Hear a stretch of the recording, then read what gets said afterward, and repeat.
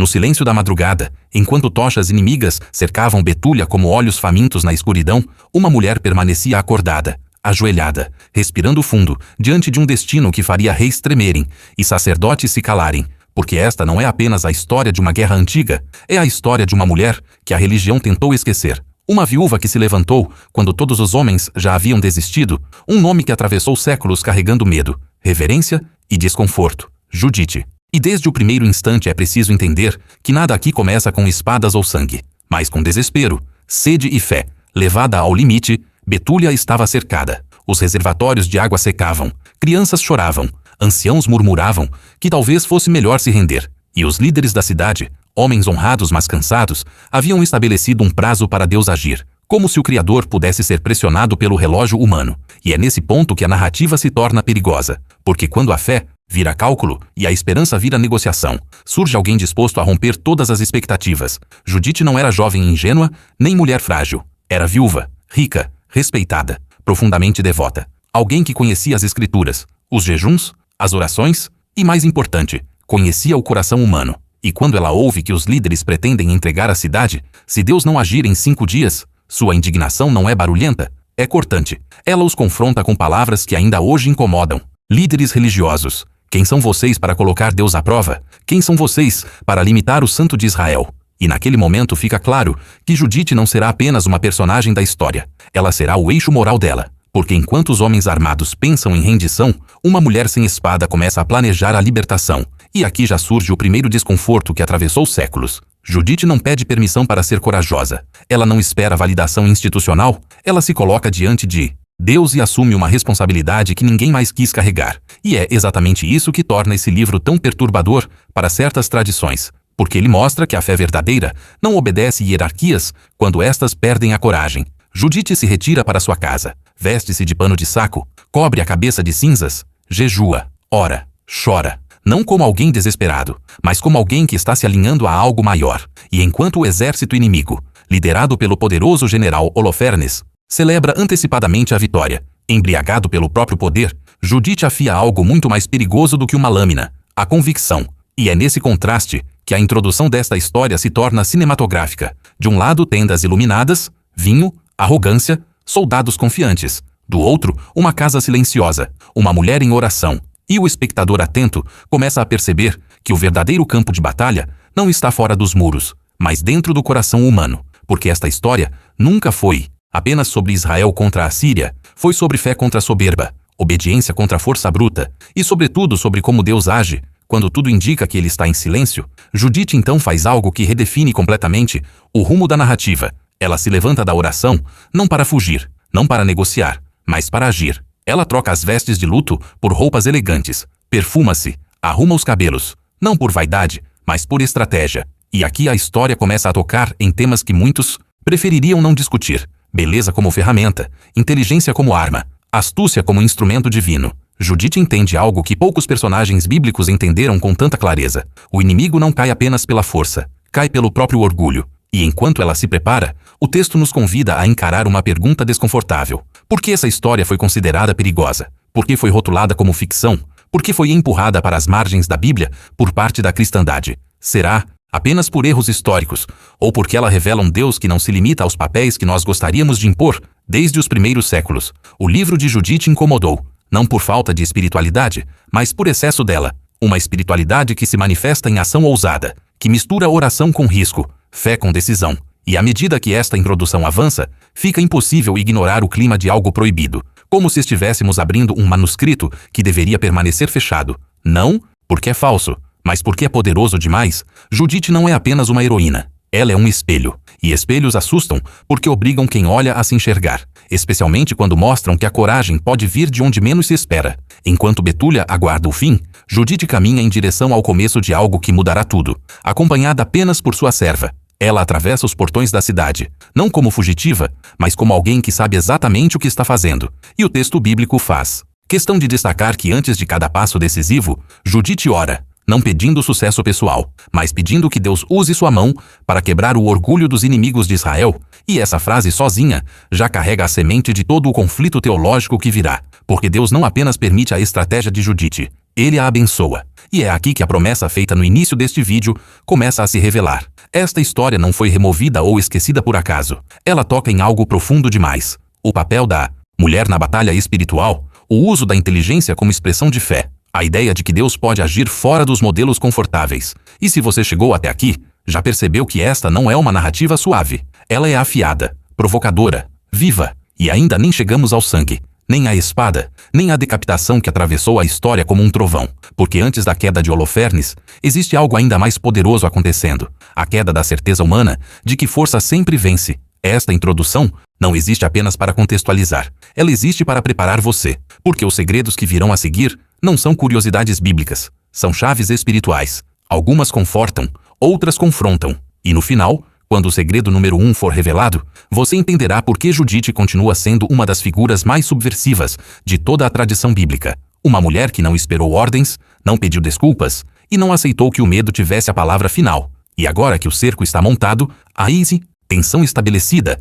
e a personagem apresentada, a pergunta inevitável ecoa. O que acontece quando a fé decide agir? E até onde Deus está disposto a ir para salvar seu povo, usando exatamente quem o mundo menos espera? Segredo 10. Por que o livro de Judite foi removido da Bíblia protestante? Desde os primeiros séculos do cristianismo, o livro de Judite carregou uma marca invisível, não a de um texto fraco ou irrelevante, mas a de um escrito incômodo, daqueles que fazem perguntas demais, que desafiam estruturas estabelecidas e que colocam Deus agindo fora das molduras confortáveis criadas pelos homens. E para entender por que esse livro foi rejeitado por grande parte do mundo protestante, é preciso voltar no tempo, atravessar concílios, disputas teológicas, guerras religiosas e, sobretudo, conflitos de autoridade. Porque Judite não foi excluída por acaso, ela foi afastada porque não se encaixava. Oficialmente, o argumento mais repetido é o de que o livro contém anacronismos históricos, erros geográficos, nomes de reis fora de época, cidades que não existiriam da forma descrita,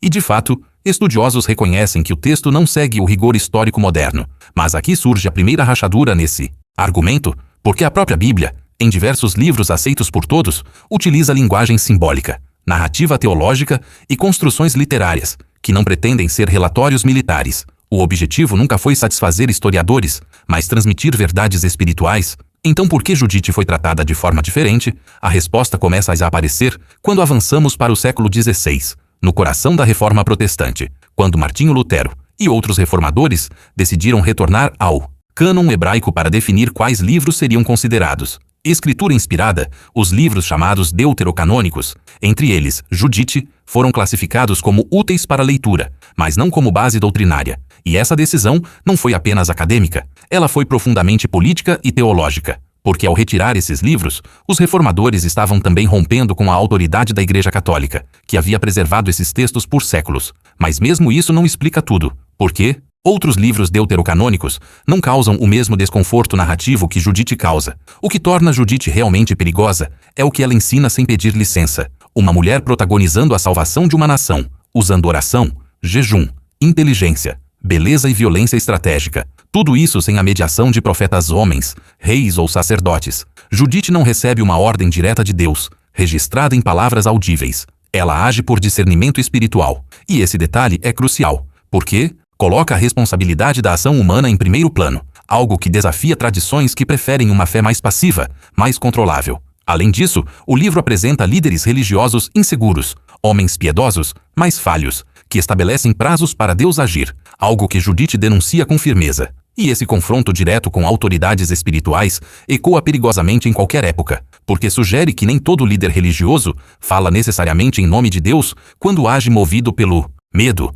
Outro ponto sensível é a forma como Deus age na narrativa. Ele não aparece abrindo mares, nem enviando fogo do céu. Ele age por meio de uma mulher comum, em uma tenda, no silêncio da noite, usando uma espada inimiga. E para muitos teólogos, isso levanta questões desconfortáveis sobre moralidade, engano, violência e estratégia. Judite mente para Holofernes. Ela o seduz, ela espera que ele fique vulnerável e então o mata. E embora o texto deixe claro que tudo isso acontece sob a convicção de que Deus está libertando seu povo, essa combinação de fé e astúcia sempre foi difícil de engolir para correntes teológicas que preferem separar espiritualidade de ação concreta. O que poucos dizem em voz alta é que Judite desmonta a ideia de uma fé frágil, obediente e previsível. Ela apresenta uma fé ousada, arriscada e profundamente ativa. E isso atravessa séculos, como uma ameaça silenciosa, às estruturas que preferem manter papéis bem definidos. Homens lideram, mulheres obedecem, líderes decidem,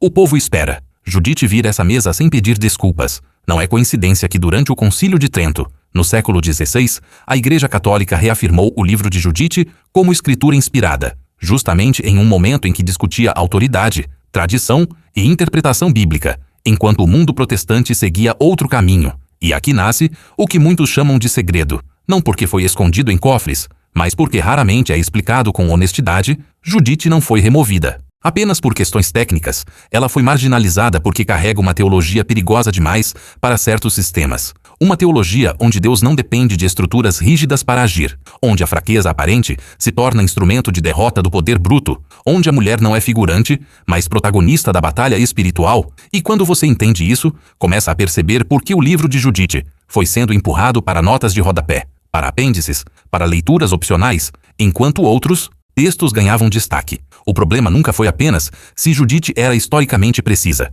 O problema é que ela é espiritualmente explosiva. Ela ensina que Deus pode agir fora das expectativas, fora dos cargos, fora dos templos. E essa ideia assusta qualquer sistema que se baseia no controle da interpretação. E ainda hoje, séculos depois, o simples fato de alguém ler Judite com atenção já provoca debates acalorados, porque ela obriga o leitor a fazer perguntas incômodas. Quem Deus escolhe para agir? Quem decide o que é fé legítima? Até onde vai a responsabilidade humana quando a fé encontra a crise? Este segredo número 10 não é apenas uma curiosidade acadêmica. Ele é a porta de entrada para todos os outros, porque ao entender por que Judite foi rejeitada, você começa a entender por que sua história ainda incomoda, ainda provoca, ainda inspira. E à medida que avançamos, ficará cada vez mais claro que o problema nunca foi o livro. O problema sempre foi a coragem que ele exige de quem o lê. Porque Judite não permite uma fé confortável, ela chama o leitor para a arena. E a pergunta que fica no ar ao final deste capítulo é simples e perturbadora. Se Deus ainda age como agiu através de Judite, quantas histórias semelhantes nós estamos ignorando hoje por não se encaixarem no que consideramos aceitável? Segredo 9. Judite, a viúva que não se calou. Judite surge na narrativa não como um acidente do acaso, mas como o resultado de uma vida inteira moldada por perdas, disciplina espiritual e silêncio atento. E para compreender a força dessa mulher, é preciso primeiro entender o peso de sua condição. Judite era viúva, e no mundo antigo, isso não era apenas um estado civil, era uma sentença social. Significava vulnerabilidade, exposição, dependência. Muitas viúvas desapareciam na margem da história, tornavam-se invisíveis. Mas Judite transforma essa condição em um espaço de autoridade moral. Ela não se casa novamente, não por falta de oportunidade, mas por escolha. Permanece fiel à memória do marido, administra seus bens, governa sua casa e, acima de tudo, governa a si mesma. O texto bíblico faz questão de enfatizar que ela era rica, respeitada e profundamente piedosa. Não apenas alguém que acreditava em Deus, mas alguém que vivia uma fé disciplinada, marcada por jejuns regulares, orações constantes e obediência consciente à lei. Judite conhece as Escrituras, conhece a história do seu povo, conhece os padrões de ação divina. E isso é fundamental, porque quando a crise chega, ela não reage por impulso, reage por discernimento. Enquanto os líderes da cidade entram em pânico, Judite analisa, observa, escuta e então fala. E quando ela fala, não o faz com gritos ou histeria, mas com autoridade espiritual. Suas palavras cortam como lâmina, porque ela denuncia algo que poucos têm: coragem de denunciar a tentativa humana de manipular Deus. Ao estabelecer um prazo para a intervenção divina, os líderes de Betúlia revelam mais medo do que fé. E Judite não aceita isso. Ela os confronta dizendo que eles não têm o direito de testar Deus, que o Senhor não responde a ultimatos humanos. E esse momento é crucial, porque aqui Judite deixa de ser apenas uma viúva piedosa e se torna uma voz profética. Mesmo sem ocupar oficialmente esse papel, ela expõe a fragilidade espiritual da liderança masculina sem humilhá-la, mas também sem poupá-la, e isso nos leva a um ponto delicado. Judite não rejeita a fé do seu povo, ela rejeita a covardia travestida de prudência. E ao fazer isso, ela assume um risco enorme, porque confrontar líderes em tempos de crise pode custar reputação, apoio e até a própria vida. Mas Judite não negocia com o medo. Ela entende algo que muitos ignoram, que a verdadeira fé não se mede pela ausência de dúvida, mas pela disposição de agir apesar dela. O texto, então, nos conduz para dentro da intimidade de Judite, sua casa, seu quarto, seu espaço de oração.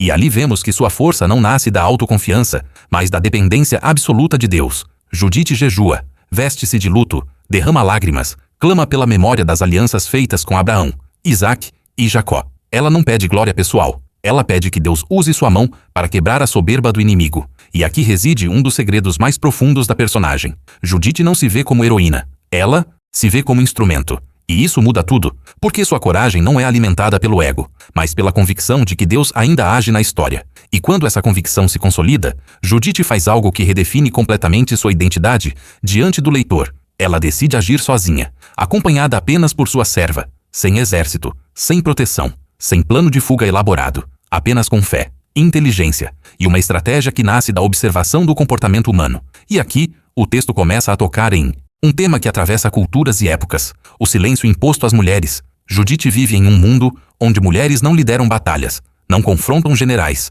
não tomam decisões militares, mas ela rompe esse silêncio não com rebeldia vazia, mas com propósito espiritual. Ela não pede autorização porque entende que sua autoridade vem de outro lugar, e isso torna sua figura profundamente desconfortável para leituras religiosas que preferem mulheres passivas. Judite mostra que submissão a Deus não significa submissão ao medo ou à injustiça, e isso ecoa de forma poderosa, tanto em contextos antigos quanto modernos. Quando o texto descreve sua beleza, ele o faz de maneira estratégica, não sensualizada, mas consciente. Judite é bela, e ela sabe disso, mas sua beleza não a define, ela a utiliza. E isso é um detalhe crucial, porque o texto não a condena por isso. Ao contrário, mostra que ela se prepara com intenção, arruma os cabelos, escolhe as vestes, perfuma-se, tudo isso após oração, o que indica que sua estratégia não nasce da vaidade, mas da obediência. E aqui surge um dos pontos mais mal interpretados da história. Judite não seduz por prazer, ela seduz por missão. E essa distinção muda completamente a leitura moral do texto.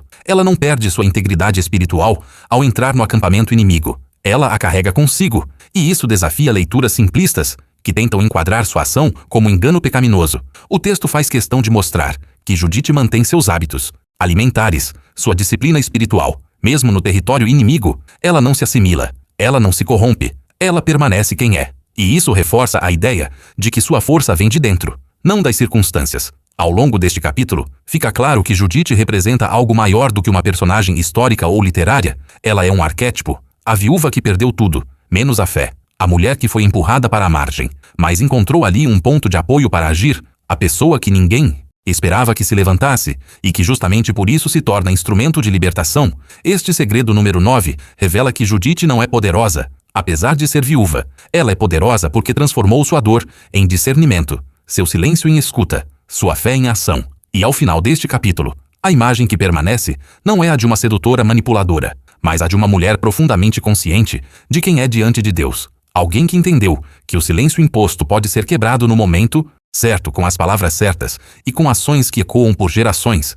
E enquanto ela atravessa os portões de Betúlia rumo ao acampamento inimigo, o leitor já percebe que algo irreversível está em movimento, porque quando uma mulher como Judite decide não se calar, a história nunca mais segue o mesmo caminho. Segredo 8. Holofernes, o rosto do poder que desafia Deus. Antes que a lâmina de Judite atravesse a noite e mude o destino de uma nação, é preciso compreender quem é o homem que cairá, porque Holofernes não é apenas um general. Ele é um símbolo, a personificação do poder que acredita não precisar de limites. Enviado por Nabucodonosor, rei que se autoproclama senhor de toda a terra, Holofernes carrega a missão de subjugar povos, destruir resistências e impor adoração ao poder humano. E desde sua primeira aparição, o texto o descreve cercado por exércitos incontáveis, carruagens, cavalaria, soldados experientes e uma confiança esmagadora. Ele não negocia, ele exige submissão total, e essa postura revela algo profundo. Holofernes não luta apenas contra cidades. Ele luta contra a ideia de que exista um Deus acima do seu rei, acima de sua força, acima de sua espada. Betúlia, para ele, é apenas mais um obstáculo, um pequeno ponto no mapa que ousa resistir. E essa resistência o irrita, não por representar perigo real, mas por ferir seu orgulho. O cerco não é apenas militar, é psicológico. Ele corta o acesso à água, sabe que a sede quebra a moral mais rápido do que a espada. Crianças choram, mães imploram, anciãos perdem a esperança. E Holofernes observa tudo com frieza, confiante de que o tempo está do seu lado. E aqui o texto começa a construir o contraste que sustenta toda a narrativa. Enquanto Betúlia enfraquece fisicamente, Holofernes se fortalece em arrogância. Ele se vê invencível, respaldado por vitórias anteriores, por relatos de cidades queimadas, templos destruídos, povos ajoelhados. E é exatamente essa sequência de sucessos que o torna cego. porque o poder que nunca encontra resistência começa a acreditar que é absoluto. E esse é um dos segredos mais profundos do livro. O inimigo não cai quando é forte, ele cai quando se sente intocável.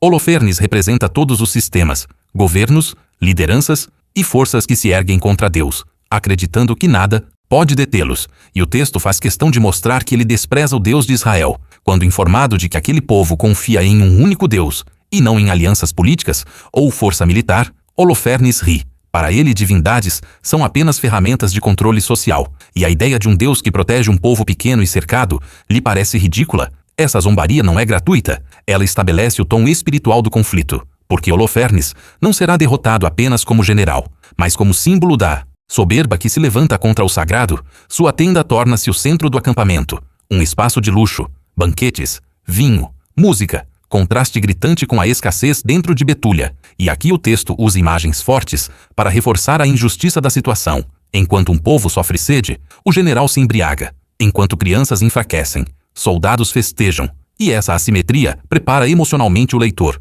para aceitar a queda violenta que virá, porque a narrativa não glorifica a violência, mas a apresenta como resposta ao abuso de poder. Holofernes também é descrito como alguém cercado por bajuladores, oficiais que confirmam tudo o que ele diz, que alimentam sua vaidade, e isso cria uma bolha perigosa, porque ninguém o confronta, ninguém o alerta, ninguém ousa questionar suas decisões. E é nesse ambiente que Judite entrará, não como ameaça visível, mas como algo que o poder nunca leva a sério. Uma mulher sozinha, estrangeira, bela, aparentemente frágil. E essa é uma das ironias mais refinadas do texto. Holofernes cai, não porque Judite é forte aos olhos do mundo, mas porque ela é invisível aos olhos da soberba. Ele a subestima desde o primeiro momento, e essa subestimação é fatal. O texto deixa claro que Holofernes acredita controlar tudo, inclusive as pessoas.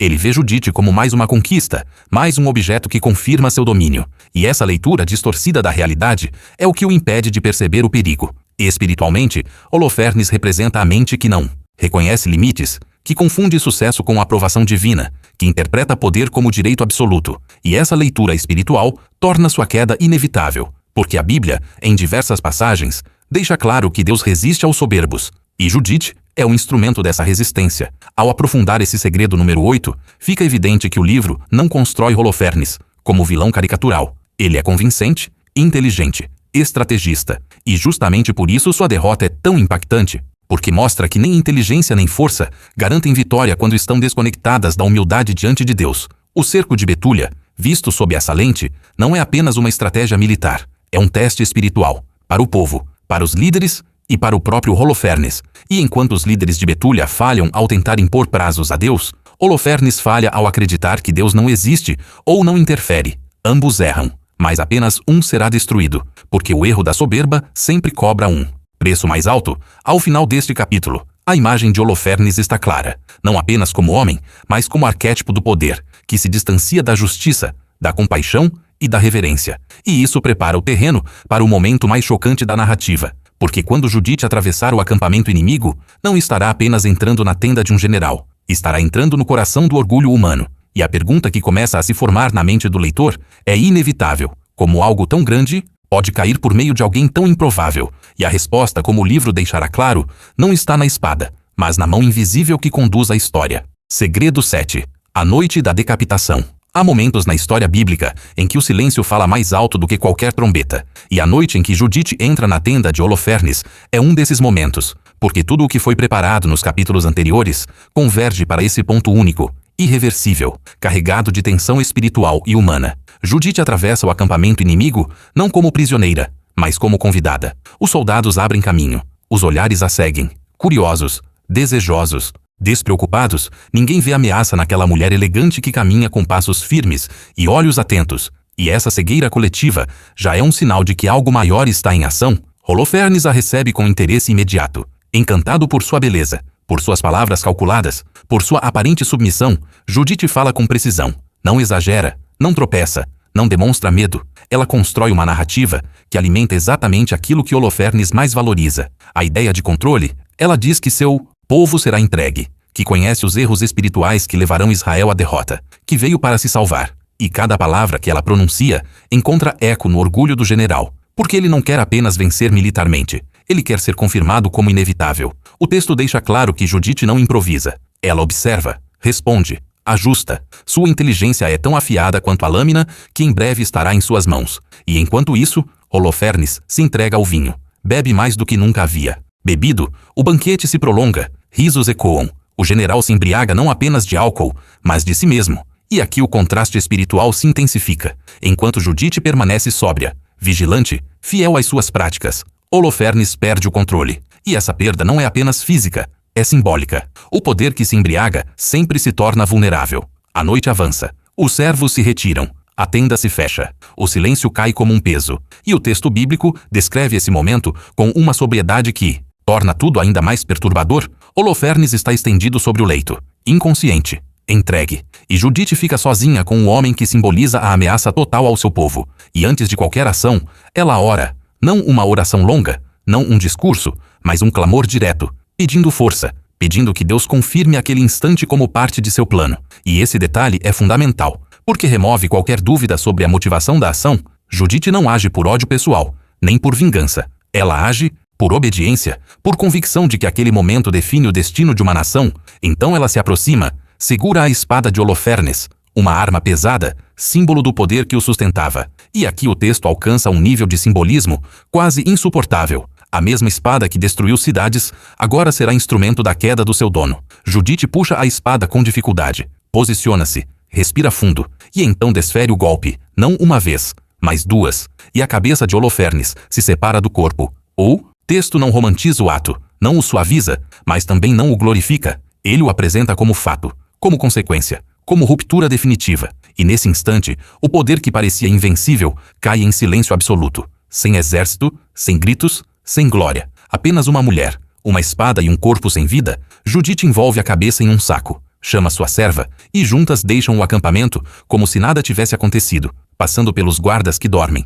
atravessando a escuridão, carregando o símbolo máximo da vitória. E aqui o leitor é confrontado com a natureza chocante desse segredo. A salvação de Israel não veio por um milagre visível, mas por um ato violento realizado por alguém improvável. E isso levanta questões profundas. Até que ponto Deus usa ações humanas duras para cumprir seus propósitos? Por que essa cena incomoda tanto leitores modernos e antigos? A resposta começa a se formar quando entendemos que a decapitação não é apenas um ato físico. Ela é um símbolo espiritual. A remoção da cabeça representa o fim da autoridade, do comando, da estratégia inimiga. Sem Holofernes, o exército perde direção, coragem, sentido. E esse detalhe se confirmará nos capítulos seguintes. Mas já aqui fica claro que o poder que se concentra em uma única figura cai quando essa figura é removida. Espiritualmente, esse momento ensina que forças opressoras frequentemente dependem mais da ilusão de liderança do que de verdadeira solidez. E quando essa ilusão é quebrada, tudo desmorona. A noite da decapitação também revela algo essencial sobre Judite. Ela não hesita no momento decisivo, não vacila, não recua, porque sua decisão foi tomada muito antes, no jejum, na oração, na reflexão silenciosa. O ato final é apenas a materialização de uma convicção amadurecida, e isso muda completamente a leitura moral do texto. Judite não é impulsiva, ela é resoluta, e essa resolução nasce de uma fé que aceita o peso das consequências. Ao final deste capítulo, o leitor não sente alívio, sente impacto, porque percebe que a história atravessou um ponto sem retorno. O inimigo caiu, mas a forma como caiu não permite neutralidade. Ela exige posicionamento. Ou se aceita que Deus pode agir de maneiras desconfortáveis, ou se rejeita a história por completo. E talvez seja exatamente por isso que esse seja um dos segredos mais perturbadores do livro de Judite, porque ele não permite uma fé limpa, estéril e distante. Ele coloca sangue nas mãos da história e pergunta ao leitor: o que você faz? Quando a salvação exige coragem extrema, silêncio absoluto e a disposição de agir quando ninguém mais age. E enquanto Judite retorna a Betúlia, carregando a prova da vitória, o verdadeiro impacto desse ato ainda está por se revelar, porque a queda de um general é apenas o começo da queda de todo um exército. E mais ainda, da queda de uma ideia, a ideia de que o poder humano pode desafiar o divino sem consequências. Segredo 6. A força feminina que assusta a religião. Quando Judite retorna a Betúlia trazendo consigo a cabeça de Holofernes, a narrativa atinge um ponto de ruptura, não apenas militar, mas teológico, porque a vitória não veio de onde se esperava, não seguiu os caminhos tradicionais, não passou pelas mãos dos líderes, dos guerreiros ou dos sacerdotes, veio pelas mãos de uma mulher, e esse fato por si só já explica por que o livro de Judite provoca tanto desconforto ao longo da história. A cidade desperta, o povo se reúne, o choque é imediato, incredulidade, espanto, alegria misturada com temor, porque aquilo que parecia impossível agora está diante deles como prova concreta. O inimigo caiu, e caiu pela ação de alguém que a cultura jamais colocaria no centro de uma guerra. Judite então fala, não com arrogância, não reivindicando glória pessoal, mas direcionando imediatamente a vitória a Deus. Ela deixa claro que não foi sua beleza, nem sua força, nem sua inteligência isoladamente que salvaram Israel, mas a mão do Senhor que guiou cada passo. E ainda assim, o texto não apaga sua participação humana. Pelo contrário, ele a enfatiza, criando uma tensão poderosa. Deus age, mas age através da coragem e da decisão de Judite. E essa combinação é o que mais incomoda certas leituras religiosas, porque desmonta a ideia de que a mulher ocupa apenas um papel passivo na história da salvação. Judite se soma a uma linhagem silenciosa, porém decisiva, de mulheres que mudaram o curso da história bíblica. Débora, que julgou Israel e liderou uma batalha. Jael, que matou Sísera com uma estaca. Ester, que arriscou a vida diante do rei. Todas elas carregam algo em comum. Agiram quando homens hesitaram. E o livro de Judite faz questão de colocar essa verdade em primeiro plano. Não como exceção curiosa, mas como padrão divino em momentos de crise extrema. A força feminina apresentada aqui não é física, é espiritual, estratégica, emocionalmente disciplinada. Judite não vence pela impulsividade, mas pela capacidade de esperar, observar e agir no momento certo. E isso confronta diretamente modelos religiosos que associam força exclusivamente à autoridade masculina. Ao longo dos séculos, esse aspecto do livro foi sendo suavizado, ignorado ou reinterpretado, porque admitir que Deus confia a libertação de um povo a uma mulher que age fora das estruturas formais é admitir que o Espírito sopra onde quer, e isso ameaça sistemas baseados em controle rígido de papéis. O texto também faz algo ainda mais ousado. Ele não apresenta Judite como uma exceção solitária, mas como prova de um princípio maior. Deus escolhe instrumentos com base na fidelidade, não no gênero, na posição social ou no reconhecimento institucional. E essa mensagem ecoa perigosamente em qualquer época, especialmente em contextos religiosos, onde a liderança feminina é vista com desconfiança. A força de Judite não humilha os homens de Betúlia, mas os desperta. Ela os chama à ação, orienta a estratégia seguinte, manda que exponham a cabeça de Holofernes sobre os muros ao amanhecer, não como troféu de vaidade, mas como sinal psicológico de que o poder inimigo acabou. E os homens obedecem, não por submissão forçada, mas por reconhecimento, porque naquele momento fica claro quem ouviu Deus e quem tentou negociar com o medo. E esse reconhecimento é talvez um dos elementos mais subversivos da história. Homens seguindo a liderança de uma mulher em um contexto de guerra santa, sem que isso seja tratado como escândalo pelo texto, mas como consequência natural da ação divina. Espiritualmente, esse segredo número 6 revela que a força feminina, quando alinhada à vontade de Deus, não compete com a força masculina. Ela a complementa, a desperta e a redireciona. Judite não toma o lugar dos homens. Ela ocupa o espaço que estava vazio pela ausência de coragem. E quando esse espaço é preenchido, toda a comunidade se beneficia. O desconforto religioso nasce exatamente aqui, porque admitir isso exige rever interpretações, tradições e práticas que foram cristalizadas ao longo dos séculos. É mais fácil declarar o livro apócrifo do que lidar com a profundidade de sua mensagem. Mas o texto permanece, silencioso e persistente, desafiando cada leitor a reconsiderar suas próprias limitações impostas à ação divina. Ao final deste capítulo, a pergunta que ecoa não é apenas sobre Judite, mas sobre todos aqueles que se sentem chamados, mas não autorizados. Quantas vozes são silenciadas, não por falta de fé, mas por estruturas que confundem ordem com medo? O livro de Judite, através desse segredo, afirma algo radical. Deus não se assusta com a força feminina. Quem se assusta são os sistemas humanos, que perdem o controle quando percebem que o espírito não obedece a fronteiras criadas pelos homens. E enquanto o povo de Betúlia se prepara para o amanhecer da libertação, fica claro que a verdadeira batalha que Judite venceu não foi apenas contra Holofernes, mas contra a ideia de que coragem, liderança e fé têm gênero. E essa vitória talvez seja ainda mais difícil de aceitar do que a queda de um general. Segredo 5. Oração e jejum como armas de guerra. Antes que o sol nasça sobre Betúlia e revele ao inimigo que seu general está morto, o texto faz questão de nos conduzir de volta ao ponto que muitos ignoram. Quando leem essa história apressadamente, nada do que aconteceu começou na tenda de Holofernes. Tudo começou no chão frio da casa de Judite, com joelhos dobrados, estômago vazio e uma mente totalmente rendida, porque o verdadeiro campo de batalha deste livro nunca foi o acampamento assírio, foi o lugar secreto da oração. E esse é um dos segredos mais negligenciados e ao mesmo tempo mais poderosos do livro de Judite. Ela não vence porque é corajosa. Ela é corajosa porque orou. jejuou e se preparou espiritualmente antes de agir. O texto insiste em mostrar que Judite mantém uma disciplina espiritual rigorosa, mesmo em tempos de paz, o que significa que sua força não surge apenas na crise. Ela é construída ao longo do tempo, dia após dia. E quando a crise chega, Judite não precisa aprender a orar, ela já sabe. Não precisa aprender a confiar, ela já confia. E isso faz toda a diferença. Enquanto os líderes de Betúlia entram em pânico e tentam negociar prazos com Deus, Judite se recolhe, jejua e ora. E aqui surge um contraste essencial. A fé ansiosa tenta controlar o resultado. A fé madura se alinha ao propósito. Judite não diz a Deus o que ele deve fazer. Ela pede que ele faça o que sempre fez: proteger seu povo e quebrar a soberba dos opressores. Sua oração não é centrada nela mesma, é centrada na fidelidade divina, e isso revela uma espiritualidade profunda, enraizada na memória coletiva de Israel. Ela invoca as alianças antigas, lembra a Deus das promessas feitas aos patriarcas, não como cobrança, mas como expressão de confiança. E esse detalhe é fundamental, porque mostra que Judite conhece a história sagrada e se posiciona dentro dela. Ela não age como heroína isolada, mas como continuidade de um agir divino, que atravessa gerações. O jejum, por sua vez, não é apresentado como ritual vazio, mas como gesto de esvaziamento interior. Judite esvazia o corpo para aguçar o espírito, enfraquece a carne para fortalecer a escuta, e essa prática a torna sensível ao tempo certo, algo que muitos ignoram quando tentam agir apenas com base em impulso ou emoção. O texto deixa claro que Judite não corre para a ação, ela espera, discerne, e só então se move.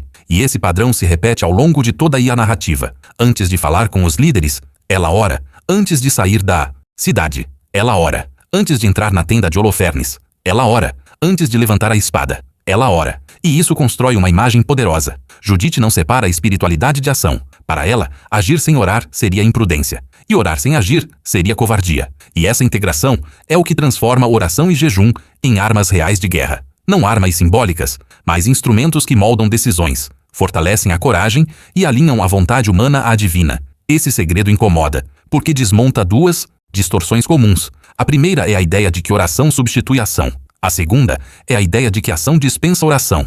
Judite rejeita ambas. Ela ora para agir melhor e age porque orou. E essa combinação cria um tipo de fé extremamente perigoso para qualquer força opressora, porque não pode ser intimidada nem manipulada. Espiritualmente, o livro de Judite ensina que batalhas externas são vencidas quando batalhas internas já foram resolvidas. Judite não entra em conflito consigo mesma no momento decisivo. Suas dúvidas foram enfrentadas antes, em silêncio, diante de Deus. E isso explica por que ela não hesita na tenda, não treme ao levantar a espada, não entra em pânico ao sair carregando a cabeça do general. Sua paz não vem da ausência de perigo, mas da certeza de alinhamento. E essa certeza nasce na oração. Para o leitor moderno, esse segredo tem uma aplicação direta e desconfortável. Muitos querem a vitória de Judite sem o jejum de Judite, a coragem sem o silêncio, o resultado sem o processo. Mas o texto é implacável. Não existe atalho espiritual. A força que impressiona o mundo é construída no invisível. E isso atravessa culturas,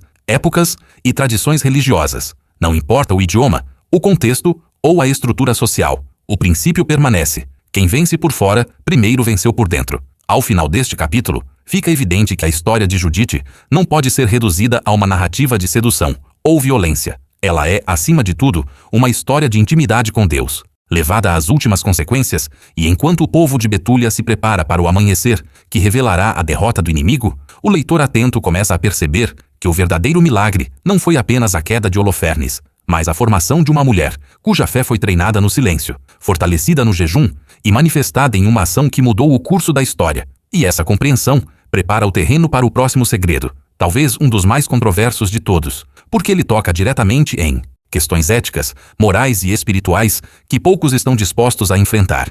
O uso do engano como estratégia e até que ponto Deus permite que a inteligência humana seja usada como arma na guerra contra o mal. Segredo 4. O engano como estratégia de guerra. Um dos pontos mais desconfortáveis e deliberadamente evitados do livro de Judite é a forma como a vitória acontece por meio do engano, e não por confronto direto, porque Judite não enfrenta Holofernes em campo aberto, não declara suas intenções, não anuncia sua missão. Ela mente, omite, constrói uma narrativa falsa para alcançar um objetivo verdadeiro. E isso levanta uma pergunta que atravessa séculos e divide leitores sinceros. Deus pode usar o engano como instrumento de libertação? O texto não foge dessa tensão. Pelo contrário, ele a coloca no centro da história, obrigando o leitor a lidar com uma realidade moral complexa. Judite diz a Holofernes que fugiu de seu povo, que conhece os pecados que levarão Israel à derrota, que veio ajudá-lo a vencer. Tudo isso é falso, mas estrategicamente calculado. E o texto não registra nenhuma repreensão divina por essas palavras, nenhum sinal de desaprovação, nenhuma consequência negativa. Ao contrário, a narrativa insiste que Deus estava com ela, o que torna esse segredo profundamente perturbador para leituras religiosas simplistas, porque desmonta a ideia de uma moralidade mecânica, onde toda mentira é automaticamente condenada sem considerar contexto, intenção e propósito. O livro de Judite se insere em uma tradição bíblica mais ampla, onde a astúcia aparece como ferramenta legítima em situações extremas. Raabe mente para proteger os espias em Jericó, e é elogiada por sua fé. Jacó usa estratégia para obter a bênção. Davi finge loucura para escapar da morte. E em todos esses casos, a Bíblia não apresenta essas ações como ideais abstratos, mas como respostas humanas complexas dentro de um mundo quebrado. Judite se encaixa exatamente nesse padrão. Ela não engana por ganho pessoal, não manipula para benefício próprio. Ela engana para salvar vidas, para impedir um massacre, para preservar um povo inteiro da destruição.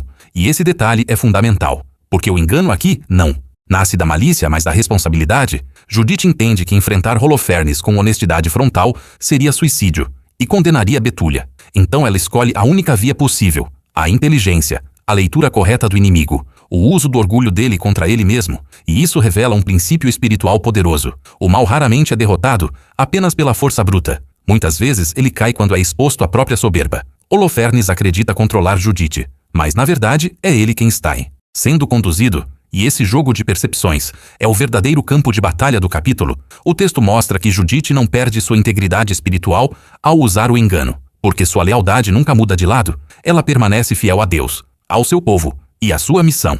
E isso diferencia o engano estratégico da manipulação corrupta, uma distinção que muitos preferem ignorar por ser desconfortável demais. E espiritualmente, esse segredo ensina que Deus não é ingênuo. Ele conhece o coração humano, conhece as estruturas de poder e sabe que, em um mundo dominado pela violência, a inteligência pode ser a única linguagem que o opressor entende. Judite não se torna parecida com o inimigo por usar estratégia. Ela se mantém diferente exatamente porque sua motivação é justa, e o texto faz questão de mostrar que ela mantém suas práticas religiosas, seus alimentos puros, sua disciplina, mesmo dentro do acampamento inimigo, como se dissesse ao leitor que a astúcia não precisa significar assimilação.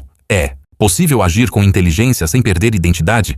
Esse segredo provoca porque obriga o leitor a abandonar respostas fáceis. Ele pergunta: o que você faz quando dizer todo na verdade significa permitir uma injustiça maior? Até onde vai a responsabilidade humana diante do mal? O livro de Judite não oferece um manual moral simplificado. Ele oferece uma história realista, onde escolhas difíceis precisam ser feitas em situações extremas. E essa honestidade narrativa é uma das razões pelas quais o livro incomoda tanto, porque ele não permite uma espiritualidade confortável, distante da realidade. Ao final deste capítulo, fica claro que o engano de Judite não é o centro da história, mas o meio.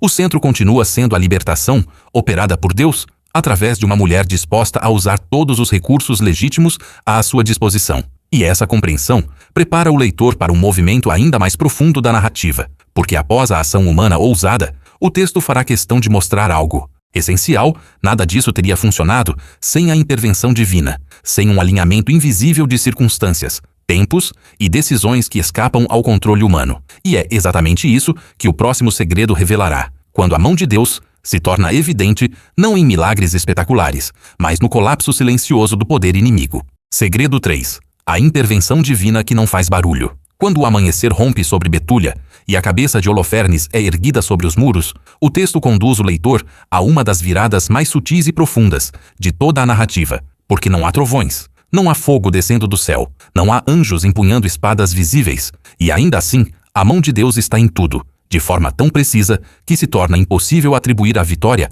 apenas à ação humana. Este é o segredo que muitos ignoram ao ler o Ideize, livro de Judite. A intervenção divina aqui não é espetacular. É cirúrgica, silenciosa e absolutamente decisiva. O exército assírio desperta esperando ordens, disciplina, continuidade, mas encontra caos, confusão e medo. A ausência do general cria um vazio imediato, porque Holofernes concentrava em si a autoridade, a estratégia e a moral das tropas. Sem ele, ninguém sabe o que fazer, ninguém assume o comando, ninguém entende o que aconteceu. E esse colapso revela algo essencial sobre o poder. humano, ele frequentemente depende mais da percepção de controle do que de uma estrutura real. Quando essa percepção cai, tudo desmorona. O texto descreve o pânico se espalhando como fogo. Soldados correm, oficiais discutem, boatos surgem. A notícia da morte de Holofernes se torna um golpe psicológico devastador. E é exatamente nesse ponto que a intervenção divina se manifesta, não criando o medo, mas amplificando-o,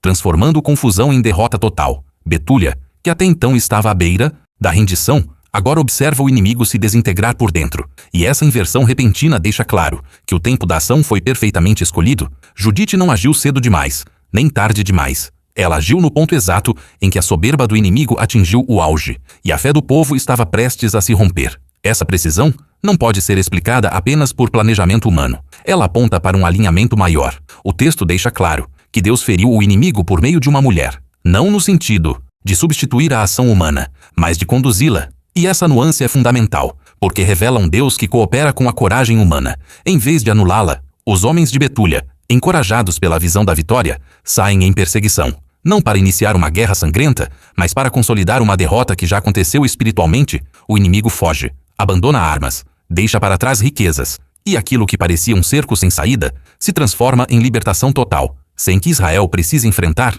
o poder assírio em igualdade de forças. E aqui o texto nos ensina algo profundo. Deus não precisa equilibrar forças para vencer. Ele precisa apenas quebrar a estrutura certa no momento certo. Espiritualmente, esse segredo desmonta a ideia de que a intervenção divina precisa ser visível para ser real. Muitas vezes, Deus age nos bastidores, ajustando circunstâncias, tempos e decisões, de forma tão precisa que, quando percebemos, a vitória já aconteceu. O livro de Judite apresenta um Deus estrategista, não impulsivo, um Deus que espera o momento exato em que a soberba se torna vulnerável, e isso tem implicações profundas para a vida do leitor. Quantas vezes esperamos sinais espetaculares e ignoramos os movimentos silenciosos que já estão em curso?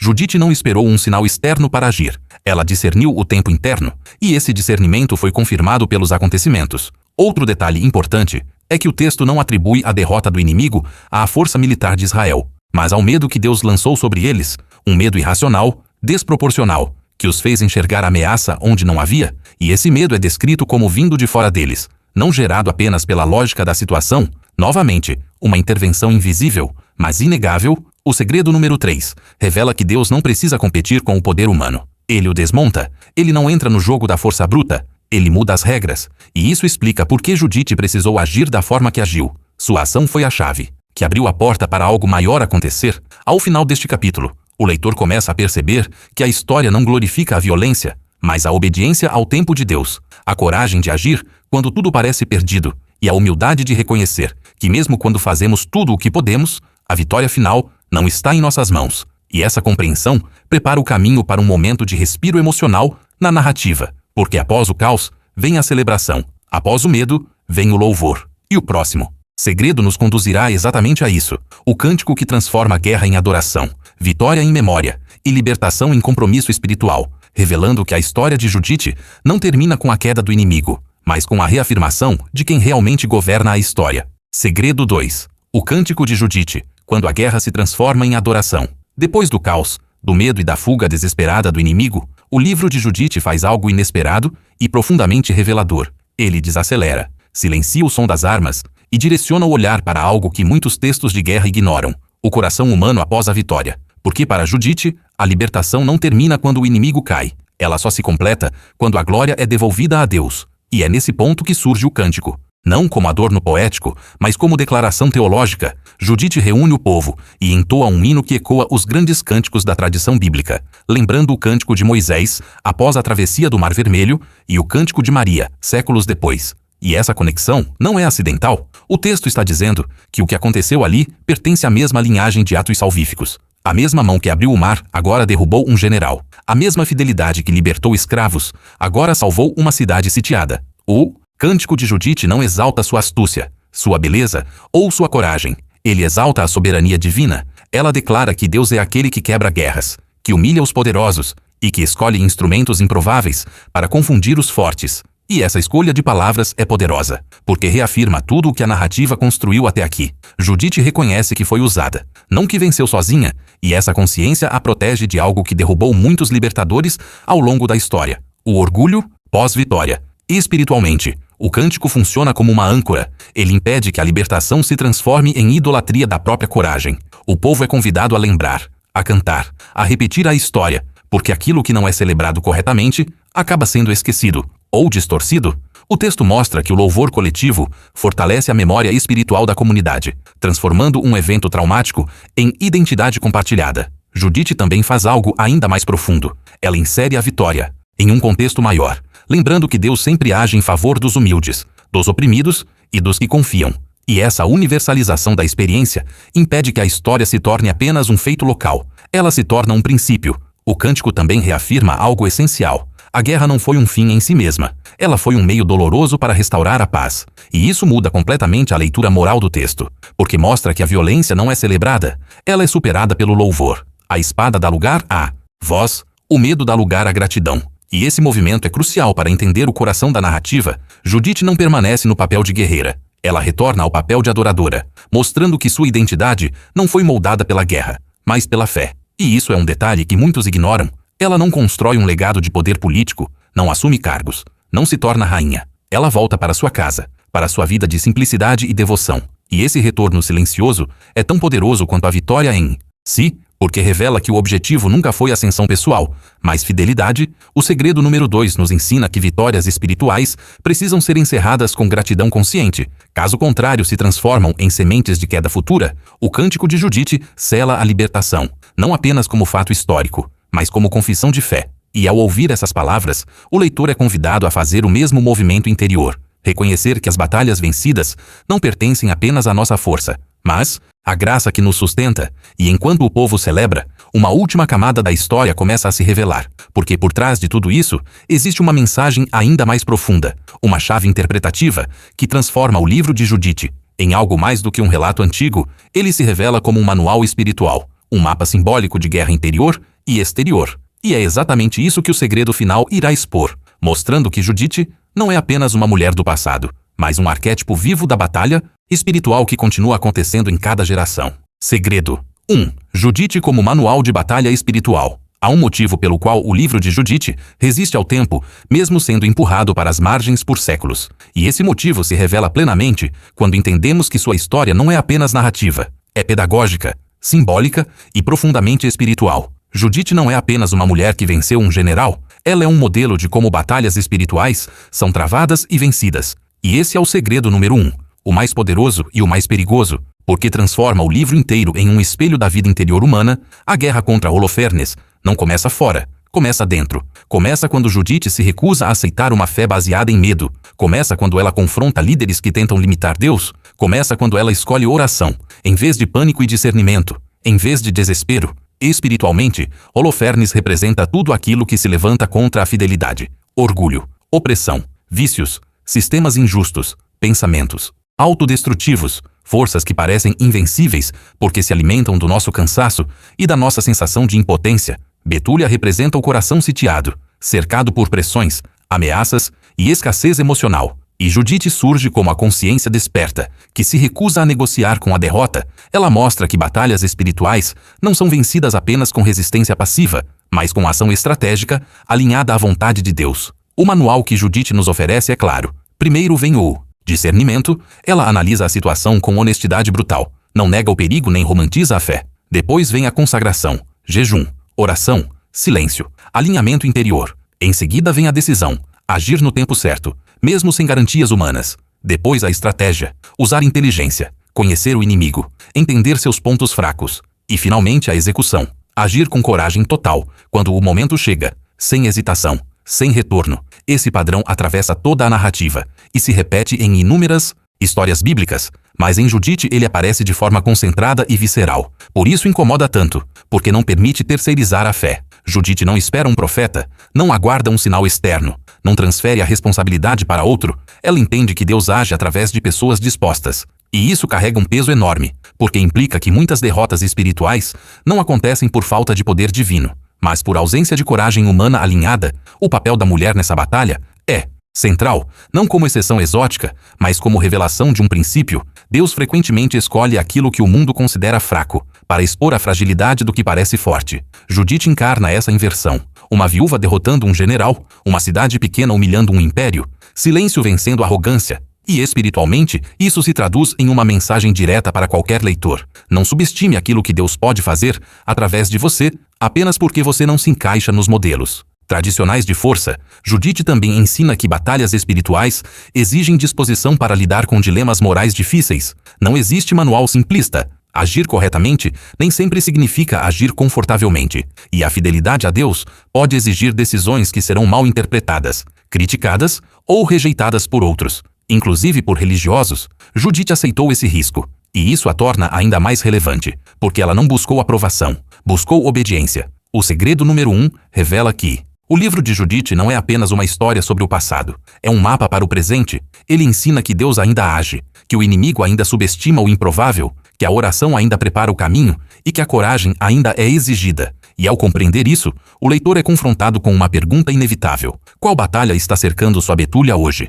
E mais ainda, quem você está esperando para agir? Porque o livro deixa claro que em certos momentos, Deus não envia um exército. Ele desperta uma Judite, alguém disposto a se levantar, assumir riscos e agir com fé inteligente. E essa revelação final explica por que este livro continua sendo tão desconfortável.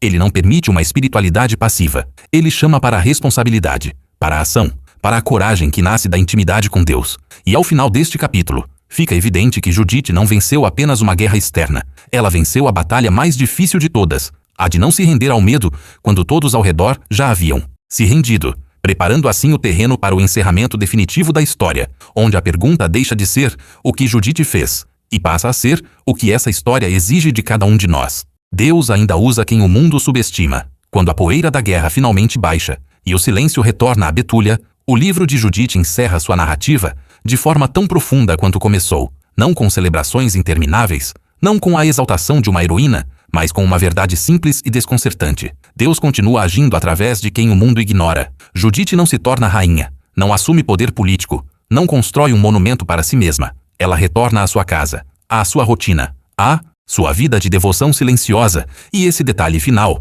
é talvez um dos mais subversivos de toda a história, porque revela que a grandeza espiritual não precisa de palco permanente. A missão foi cumprida, e isso basta. O texto enfatiza que Judite vive longos anos em respeito, honra e paz, mas nunca mais empunha uma espada, nunca mais lidera uma ação militar, como se dissesse ao leitor que aquele momento foi único, específico, necessário, e não uma nova identidade a ser explorada. Judite não se apega ao papel de salvadora, ela sabe que foi instrumento, e essa consciência a mantém íntegra até o fim.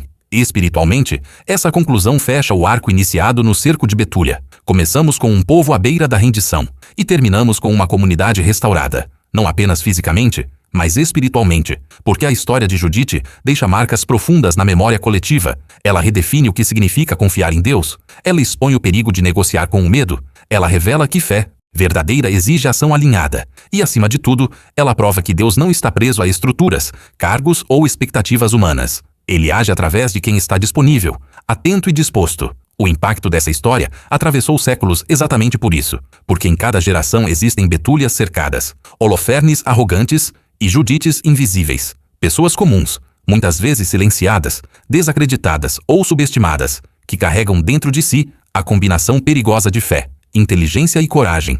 O livro de Judite afirma algo que poucos textos ousam afirmar com tanta clareza. O problema nunca foi a falta de poder divino. O problema quase sempre é a falta de disposição humana para agir quando o tempo exige. E essa afirmação incomoda porque desloca a responsabilidade. Não podemos mais dizer que Deus não fez nada, quando na verdade ele estava esperando alguém se levantar. Judite se levantou, pagou o preço emocional, espiritual e moral de suas escolhas. E por isso sua história permanece viva, mesmo quando tentaram silenciá-la chamando-a de apócrifa, fictícia ou secundária. Histórias falsas não sobrevivem ao tempo dessa maneira. Apenas histórias que tocam verdades profundas continuam provocando, inspirando e incomodando. Ao chegar ao fim desta jornada pelos 10 segredos do livro de Judite, a pergunta que fica não é acadêmica, é pessoal. Qual desses segredos mais te confrontou? Foi a decapitação chocante de Holofernes, a força feminina que rompe estruturas, o uso da astúcia como estratégia, ou a ideia de que a batalha espiritual exige ação, e não apenas oração passiva? Essa história não pede apenas admiração, ela pede posicionamento, porque toda vez que o medo tenta impor prazos à fé, toda vez que o poder se embriaga de si mesmo, toda vez que alguém improvável decide não se calar, a história de Judite se repete, talvez com outros nomes, outros cenários, outras batalhas. Mas com o mesmo princípio eterno, Deus ainda usa quem o mundo subestima para confundir os fortes. Se esta história despertou algo em você, não ignore. Deixe nos comentários qual segredo mais te impactou. Compartilhe este conteúdo com alguém que precisa lembrar que coragem e fé ainda caminham juntas. Inscreva-se no canal para continuar explorando os mistérios mais profundos e provocadores da Bíblia. E lembre-se, às vezes o maior ato de fé não é esperar, é levantar-se. Porque quando ninguém mais age, Deus ainda está procurando uma Judite disposta a dizer: eu vou.